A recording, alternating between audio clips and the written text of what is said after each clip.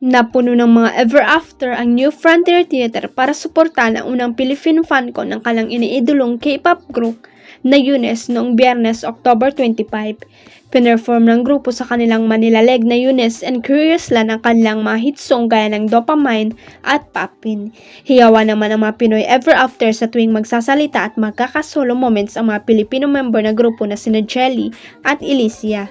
Tuwang-tuwa naman ang iba pang miyembro ng Eunice na sina Nana, Katuko, Yunha, Yuna, Shuwon at ang leader grupo na si Yunju na mainit na pagtanggap sa kanila ng mga Pinoy ever after. Tuwang-tuwa naman ang iba pang miyembro ng Eunice na sina Nana, Katuko, Yunha, Yuna, Shuwon at ang leader ng grupo na si Yunju sa mainit na pagtanggap sa kanila ng mga Pinoy ever after. Highlight ng concert ang kanilang performance ng Pantropiko, ang hit song ng P-pop idol girl group na BINI. Bago pa sila mag-perform ay pinakita muna nila ang video ng pag-aaral ng Tagalog lyrics at gayon din ang pag-record nila ng kanta.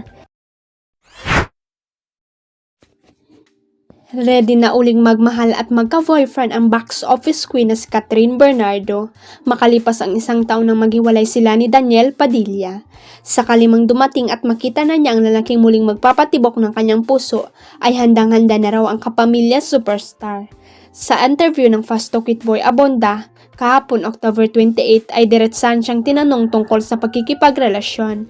Ang question ni Tito Boy, Catherine, yes or no, are you ready to fall in love again? Na sinagot agad-agad ni Catherine ng yes. Hirit pa ng dalaga, kahapon pa, ready na yes. Bumisita si Kat sa programa ni Tito Boy sa GMA7 para i-promote rin ang upcoming movie nila na Alden Richards na Low Love Again mula sa Star Cinema at sa direksyon ni Cathy Garcia Sampana. Natanong din ni Tito Boy kay Catherine ang tungkol sa past nila ni Daniel kung saan nabanggit ng actress na marami siyang realization sa kanyang sarili mula nang magkanya-kanya sila ng landas.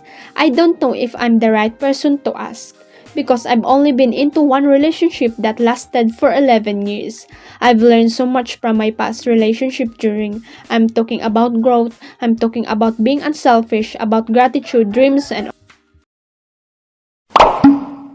huwag kalimutang i-click ang subscribe button at i-ring ang notification bell para sa latest at legit chika updates.